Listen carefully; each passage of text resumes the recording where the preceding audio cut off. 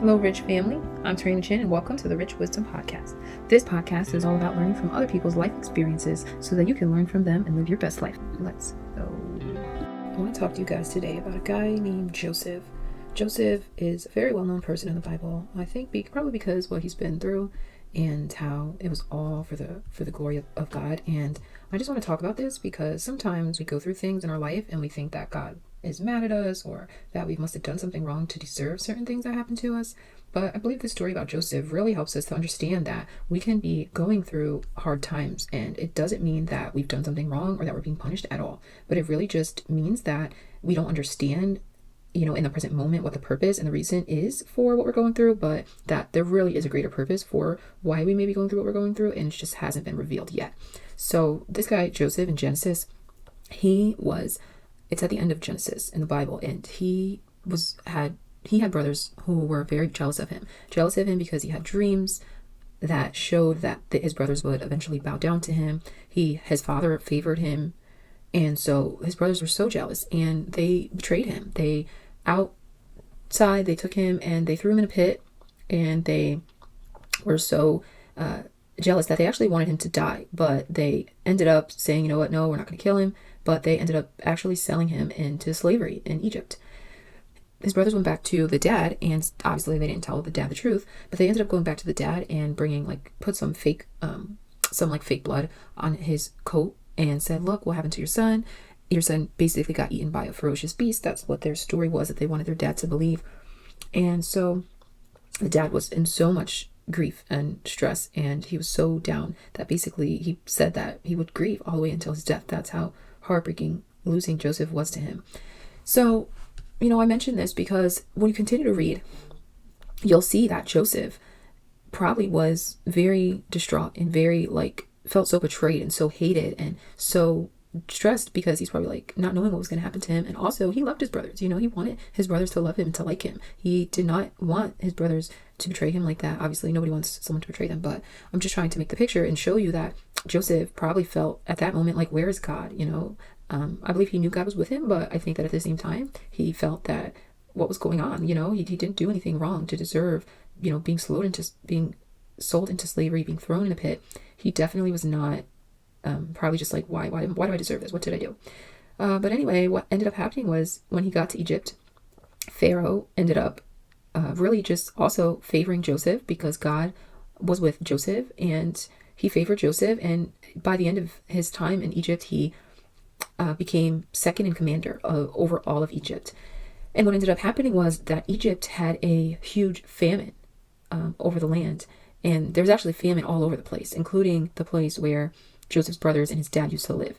So what ended up happening was Joseph, through being able to interpret the Pharaoh's dreams, he was able to interpret that God was saying that there was going to be a famine. So basically Joseph knew there was going to be a famine because he was in Egypt, and was able to prepare because he was able to interpret dreams because of God. And so he was able to prepare for that famine. So what ended up happening was that Joseph knew that the famine was coming. So during the time when the land was making lots of food and prospering, he saved a lot of extras. And by the time the famine came, Egypt, because of Joseph, was the only place that had food for everyone. And so his brothers and his dad knew that and came to Egypt to get some food because their land had nothing. And little did they know that Joseph had become commander and had become second in command. They didn't know that. So when he got there, they didn't recognize Joseph because he was in his Egyptian attire, but Joseph recognized them. And immediately Joseph first kind of tested them to see if they had changed, to kind of see if they were still as evil as they were when they threw him in the pit. But, at the end of the day, if you continue to read, you realize that Joseph actually forgave them, and he didn't hold a grudge against them. He forgave them and actually ended up giving them all the food that they needed, blessing them, was able to see his dad again. I mean, it was a beautiful reunion at the end where Joseph invited them all to come stay with him in the palace of Egypt, where Joseph was now second in command below the king. And it's just a beautiful story of how we can be going through something and it could feel like the people are betraying us. In this scenario, it was Joseph's brothers betrayed him. But when Joseph looked back at it, Joseph was like, wait, no, it wasn't even really about that, because this had to happen. I had to be thrown into the pit. I had to be sold into slavery. Why? Because if that had not had happened, I would not be able to now feed my father, feed you guys, and continue to allow us to live through this famine. If I did not get sold into slavery by you, we would all perish, because we would all be left behind in the famine. Egypt wouldn't even have grain, because I'm the one who interpreted the dreams that there was going to be famine. I'm the one that showed Egypt that we need to save for the famine. So if it wasn't for what God had done through you guys, who knows how many people would have perished, because nobody would have known that this famine was coming. And so God knew that it had to be done, because there was a calling on Joseph's life. There was people that needed to live because of Joseph. There were people that were going to be blessed because of Joseph. There were people that needed Joseph to be in Egypt for a time such as that, for a time of famine. They needed Joseph. And so God, because the purpose on Joseph's life, he had to go through hell. He had to go through the turmoil, the pain, the suffering, that whatever his brothers had put on him. And he even went through more stuff than that. You can read it in the Bible. He went through more stuff than that, more people betraying him, other bad things happening to him. But in the end, he was very blessed, highly favored, and became second in command, and was able to bless not only his brothers, but the land. He was able to bless the land because of because God was with him.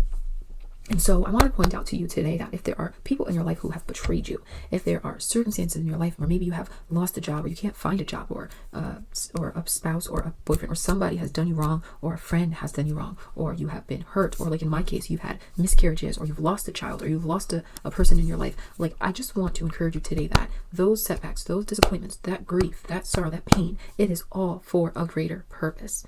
And I struggled with that myself. Going through 2 miscarriages, and just knowing that I love God. I walk the best life that I could walk. Like, I don't think I blatantly do anything wrong to hurt people or do anything bad, against people. Like, I'm not saying this to brag, but like, I'm just saying that I don't think like I'm an evil person, and yet these terrible things have happened to me, and I don't know what it's all about, but I'm trusting, and right in this moment, it doesn't make sense. But I believe that it's for a greater purpose, because there's something that God is doing in my life, through my life, that is for a greater purpose. And so I want to encourage you with that if you're going through anything, that, like Joseph, just know that God is with you. He is still with you, despite how it feels, despite what it looks like, despite how sad or how hard it is. God is with you. And if you just hold on, keep moving forward, doing the best that you can, doing what God is asking you to do, and just living a life up for God. And, I believe that greater things are ahead, and that your life can bless someone else's, and maybe not just one person, but maybe many, many people. So take care. God bless you, and have a wonderful day.